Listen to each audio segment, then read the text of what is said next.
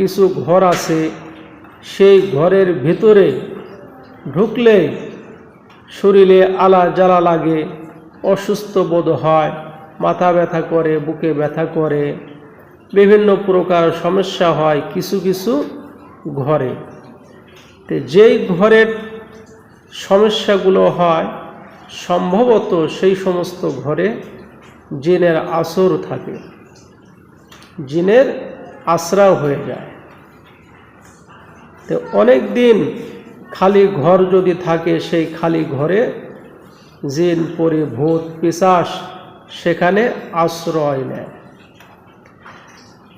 তো অনেক রুগীদের এরকম দেখছি যে সব জায়গায় ভালো থাকে, রাস্তা হাঁটলে ভালো থাকে, উঠানে ভালো থাকে, অন্য ঘরে ভালো থাকে, কিন্তু যে ঘরে শোবে সেই ঘরে ঢুকলে খারাপ লাগে।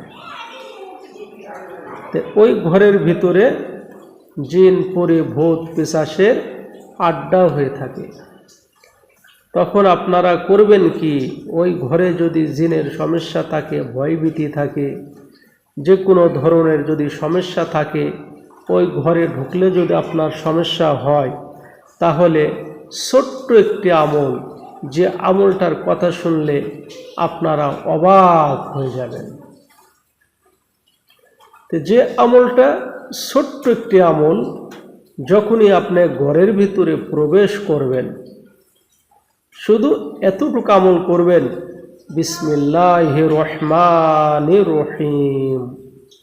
এই বিসমিল্লাহির রহমানির রহিম বলে আপনি ঘরের ভিতরে প্রবেশ করবেন, তাহলে দেখবেন আর জিনে আপনাকে সমস্যা করতে পারবে না, জিন আপনাকে চোখেই দেখবে না, অন্ধ হয়ে যাবে, কানা হয়ে যাবে।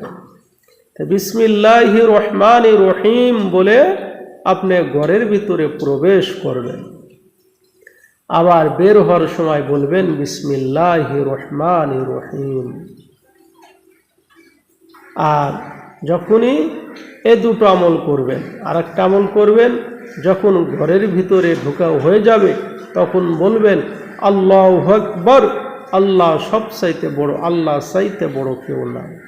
আল্লাহ যদি সবার বড় হয়, তাহলে জিন, পরি, ভূত, পিশাচ এগুলো কি আল্লাহর কাছে খাওয়া আছে? আল্লাহর কাছে কোনো বেল নাই। এজন্য ঘরের মধ্যে ঢোকার সময় বলবেন বিসমিল্লাহির রহমানির রহিম। ঘরের ভিতরে ঢুকে বলবেন আল্লাহু আকবার। তাহলে দেখবেন আপনার আর কোনো সমস্যা হবে না। আপনার এই জিন, পরি, ভূত আপনাকে চোখেই দেখবে না, খুঁজেই পাবে না। আপনার মাথা ব্যথা করবে না, আপনার বুকে ব্যথা করবে না, রাত্রে ওই ঘরে শুইলে আপনাকে কোনো জিন, পরিতে ডিস্টার্ব করতে পারবে না।